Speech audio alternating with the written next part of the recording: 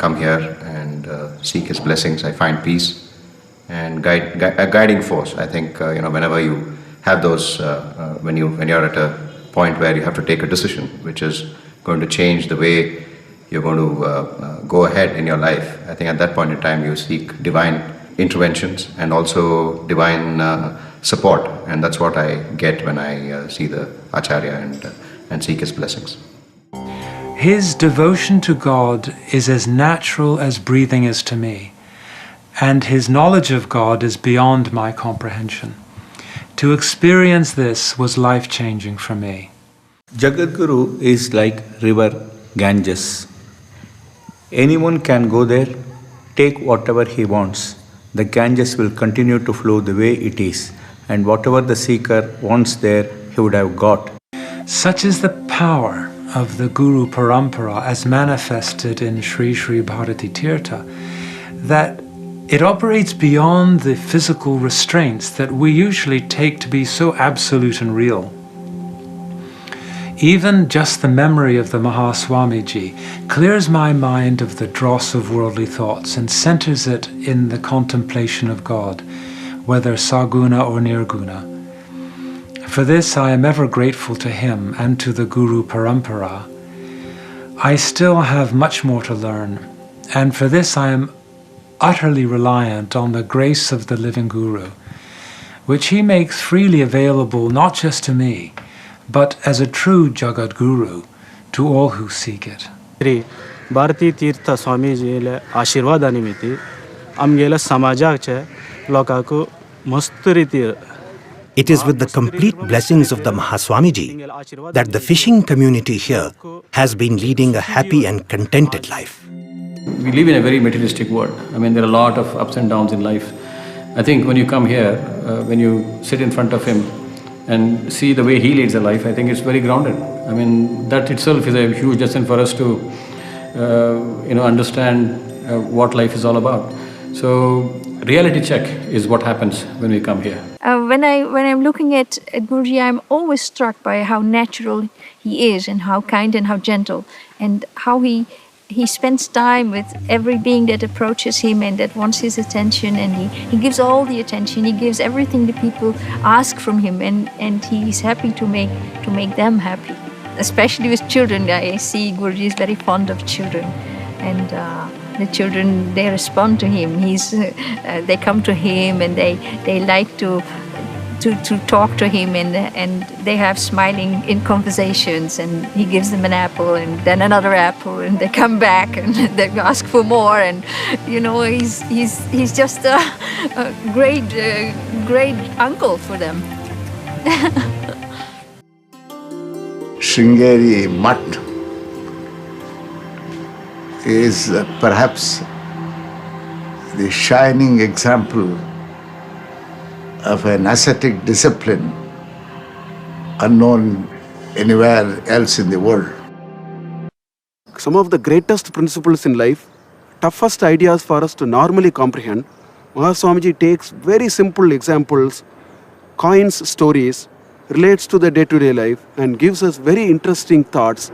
It looks as though that a grand, old, wise man gets to the level of a child and narrates great principles of life, important principles of life, to the level of a child. Although I rarely speak with His Holiness directly, I've never felt better cared for spiritually. Usually I just I pray before asking a question, and I've been amazed time and time again how quickly answers come.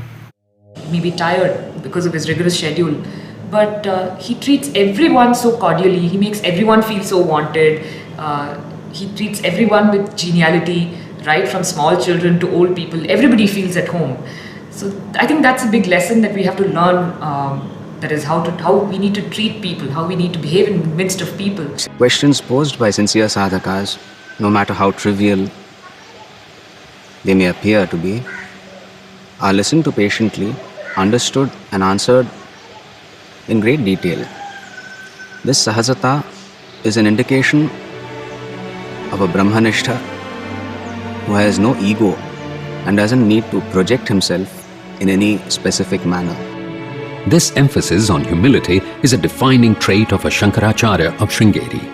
I had the good fortune of meeting him personally, and what I found was he was so simple, so approachable and so affectionate, never showing that he was the great guru adored by lakhs of people all over the world.